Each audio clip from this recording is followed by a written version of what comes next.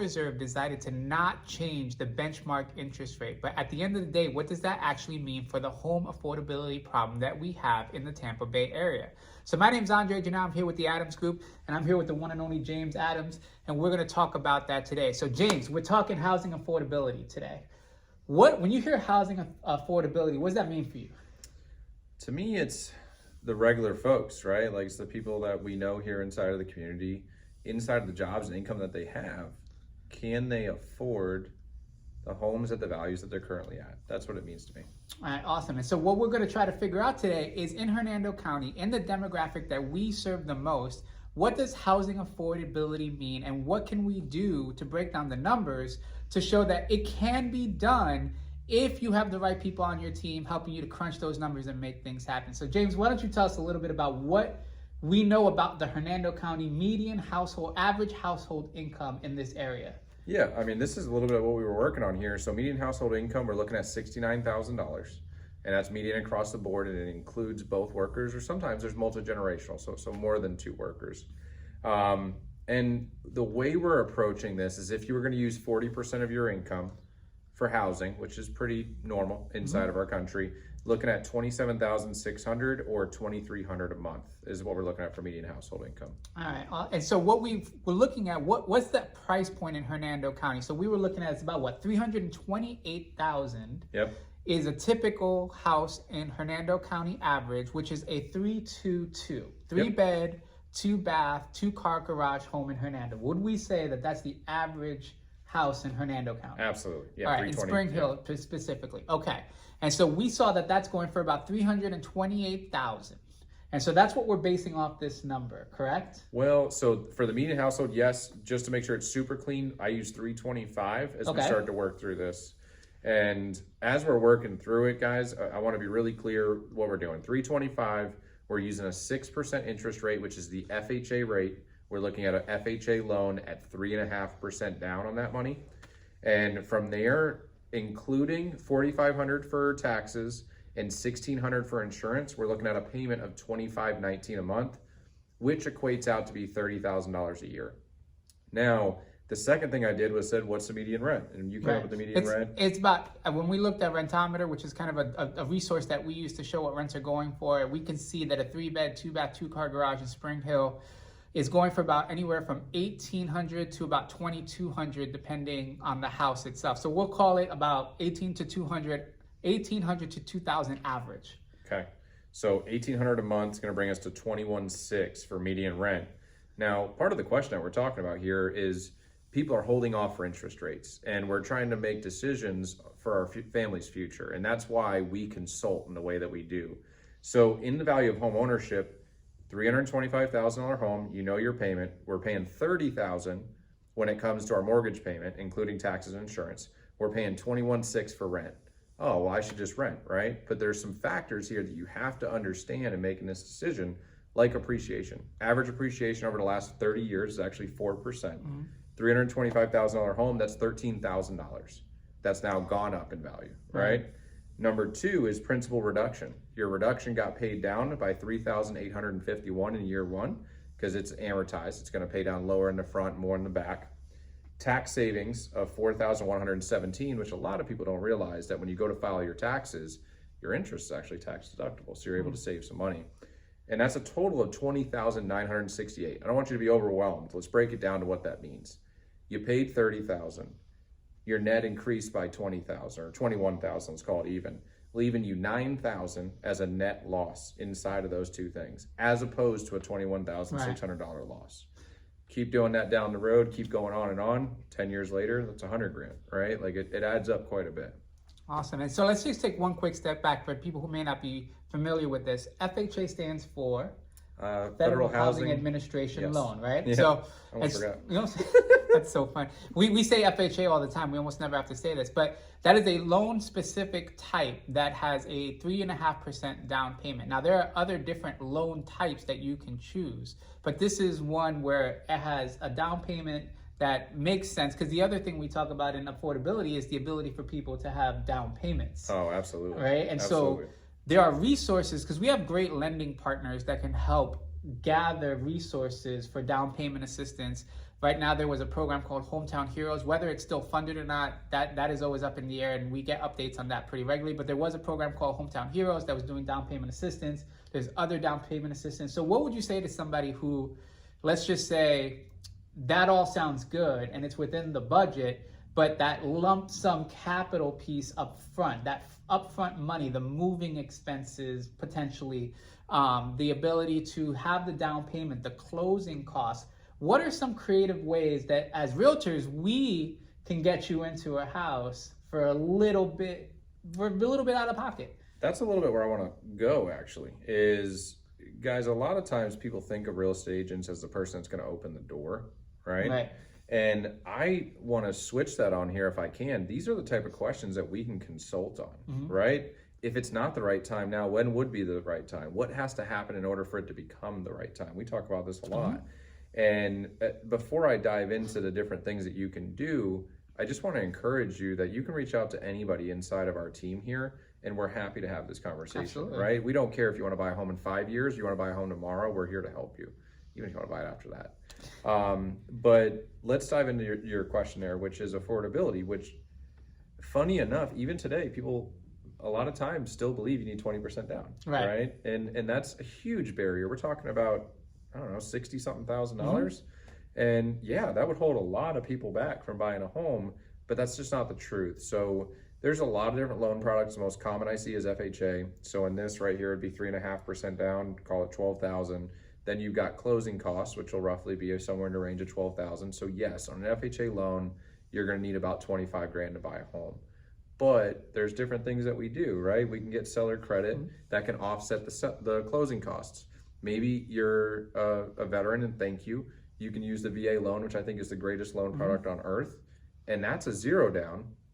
And we can still get the closing costs. So a VA loan, you can get somebody zeroed out, where it doesn't cost them anything out of pocket. USDA is another one that gets used. That's a 0% down product, and there's enough seller credit allowed where you could zero somebody out there. And then down payment assistance programs. We understand them. We can help anybody who wants to be involved in a down payment assistance program, but there's no free lunch. Right. And you've seen that already in some of these different programs. You're getting a second loan. Yeah. And so, I mean, I can think of one particular buyer. We got him Hometown Heroes and a seller credit. So basically he got into that house with nothing out of his pocket. And that takes, and what does it take for that to happen is a conversation with the other agent, finding out what the seller is okay with, figuring out all these little logistics and details, and the partnership and the ability to communicate with the other person about the needs of both parties. Like, what is the seller looking for and what's my buyer looking for? And let's see if we can make that happen. In that case, they got in for, I think they even got a check back. Well, there's another loan product that I feel like is underutilized, and it's a very specific type of product, but it's called an FHA 203K. Right. And I will tell you about Brittany and Kevin, who use this product with me. I won't say last names, but they came to me and they wanted to buy a house, and they were close family friends, and they had very limited funds to be able to put towards this. So as we were working through it, I said, this makes perfect sense for an FHA 203K, right? We're 3.5% down. We're looking in the low 100s. Right. And they have more room than that, right? That they can afford to make some repairs. So they found a house at 125,000. They put about 60 into it. So I think they were in for 185. And the way this worked, guys, if you're wondering, is they closed at the 125. There were already contractors that were lined up to go in after closing. They did all of the work. And then they moved in when it was closed at 185 and all the work was done. The beauty of that product is, one, you need a great real estate agent. I'm not to toot my own horn here, but you need to know that you can put the 60 in and you can still get an appraised value there. In that particular case, they walked into that house with 50,000 in equity. Absolutely. Right out the gate. Yeah. And we were talking about just the power of realtors. I was talking to somebody the other day about a landlocked piece of land. And somebody looking at the same piece. And you have to know a little bit about everything, and about easements and what easements are allowable and where to advise an attorney. And I think the default is, well, it's landlocked, let's move past it and move on. Yeah. And that little bit of extra diligence can net somebody a phenomenal deal. Yeah. If, all of everything, the timelines and the effort and the energy from both parties kind of line up. Absolutely. And so that's kind of like the value. And I think the same goes with these. I talk to a lot of people that they throw their hands up because it's overwhelming. Yeah, absolutely. It's so much information coming at one time, so many different numbers, and especially I think first-time home buyers. I remember, actually, I was looking at my text threads as a first-time home buyer with my agent back then, and I didn't even know what to ask. I sounded like an idiot in some of the things I was saying, because it was just like, it made no sense because I didn't even understand what it was. Yep. And so, how do we get first-time home buyers to understand that it's going to be okay? The first part is consulting. I think it would be good for us to actually start doing some classes with that. Right. I think that would be actually a lot of fun to educate people. But for first-time home buyers, guys, this is overwhelming. You would not take on your own legal case. You would not perform your own surgery. You would not remove your own tooth. And guys, we're a professional service for a reason. This is all that we do every single day. This is all that we research. This is what we wake up to do. So when it comes to building out a plan, utilize people who know how to do it, right? Like no matter what it is, if I'm about to embark on something new, I don't like doing things twice. I like doing things once and doing them the right way, and I typically hire somebody. So that's number one, is that. But what does hiring really mean? I mean, it starts with a conversation. You're not married to somebody for life. To hire us, you don't pay anything up front. I think that it's very important to start with a conversation, to have somebody at least look at your situation, help you determine what the steps are, and give you a clear roadmap on how to move forward. Right. I think that's really important. And where would you say lending goes into this? So we're going back and we're saying, we know that the average average income in Hernando is $69,000. Yep. We know that the median home sale is about $325,000. What is the role between the lender and the agent for this? Communication for one, and clarity. So we can throw these numbers around, guys. We're not a lender. We have a really great lender inside of our team here that can help with that. But we need that person to look at your credit scenario, make sure that you can actually get approved for the rate. Sometimes maybe score is low or you have issues and you can't get approved for that rate. And let's understand why. And does that still put us in a position where we can buy now? Or do we need to wait a certain amount of time and work on X, Y, and Z inside of our credit to improve it along the path? The real value that a lender plays inside of it is equal to what we do, is what I would say. It's, we're going to help guide them on all the steps, but the lender is going to guide them to the actual home ownership, right? Like they're the ones who are going to fund this deal, and working with the right one can make a world of difference. Yeah, absolutely. And I think that, having one inside of the team who is also a realtor, I think also makes it's amazing. It makes it the amount of knowledge and expertise that can come from that, and just brainstorming. What was another? So for context, another idea, we see this a lot. So that median home sale is $325,000. Now you probably wouldn't know this, but we can put you in a brand new home for anywhere between $310,000 and $330,000. We know that we can also get you an interest rate potentially below 5% on these homes too. Yep. So when we're consulting with people, we're not just consulting them on what they're bringing to us, right? We're taking their thoughts and vision and idea and saying, have you ever considered alternative pathways to this particular area? Now, if you were to think about what is the biggest objection that we would face to that particular train of thought, like we can present solutions for you, what's the biggest objection that we see because of that? Like what are people afraid of in that? Honestly, I think it's commitment. I think that the biggest problem that they have is committing to owning a house and what that means. It's a huge step. Their parents have scared them. And we've talked about this. There are certain cultures where home ownership is just not what you do. Right? Oh, absolutely. Right. And I think you touched on something there. I want to go that direction for a second. New construction is a huge opportunity right now. Right. You can get the better rate. You can get the closing cost assistance, right? I don't care about either one of that. We're talking about values of home ownership. The reason that you end up with a net worth of 100,000 after 10 years because of appreciation. Right. Not because of all this other fancy stuff. It helps, right? Each one of those benefits, some taxes and paying down some principal. But there's a reason that homeowners have 40 times the net worth. It's not because they just become smarter or something. Right. That home is what generates that. Inside of new construction home sales right now in our area, there's about a 10% spread from where it should be. Right. You can buy a brand new construction home right now for less than what you can buy a resale home. And typically that's about a 10% difference, which is 30 grand at this level. Right. So is that going to be right now? No, but when you look back in 7 years, that is going to reappear. That 10% is going to become a gap again where new construction costs more than resale. I think it's a huge opportunity for people. Yeah, and we were talking like culturally specifically. I did it in my own family where, you know, my aunt who passed away rented her entire life, refused to buy a home, and 25 consecutive years in the same apartment paying rent, where there was homes across the street that were an option, but it was that fear of commitment that was preventing her from actually doing it. So when I was the administrator of her estate, which is its own crazy world, that's opportunity lost. So well, let's just talk about that right there, right? So there's a lot of people that are going to watch this, and I love you, and it's okay. You can keep renting, but if you do want to buy and you've been putting it on the back burner, I want to encourage you to give Andre or I a call, and let's talk about how you can do it. But I just took the median rent at 21.6. That's for the year, and instead of you being 100,000 up on the game, you're $216,000 behind. Right. Well, you know what? Here's another one. That's like sick. House maintenance. So let's deduct a little bit. How much do you think of that 216 is going to go into the maintenance of that house?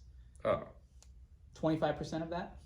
if that. If that. I mean, because that is something we roof, hear a an lot. AC. Is the cost of home ownership, and I think that you know, they're like, well, it's expensive to own a home, and yes, there is some maintenance that goes into going into a home. But Absolutely. does the maintenance cost? And now looking at this number, Let's would say- you make more 3 times? I would say 3 times more, right? If you take 25% of that, so you're still up ahead 150,000 potentially on that. Yeah, I mean, even if they did a roof at 15, they did an AC at 10, let's send 10,000 and miscellaneous, the dishwasher, the hot water heater, whatever happens, that's still 35,000. Yeah, I mean, yeah, you save 35,000, but you're also that 216. You have to offset the 100,000 that you're up, roughly, right? Like, so there's really a $316,000 gap between the position of this person and the position of this person.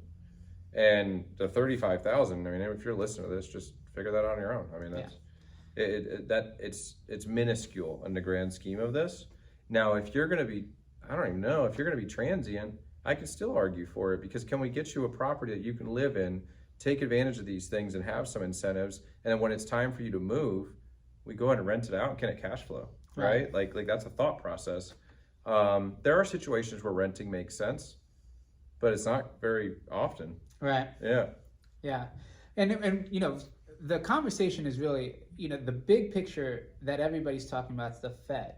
And the Fed and what they're doing with interest rates. And what we're saying and what we're putting forward is the opportunities for building wealth and changing the trajectory of your family the same way I've changed mine, culturally, from the past to the future.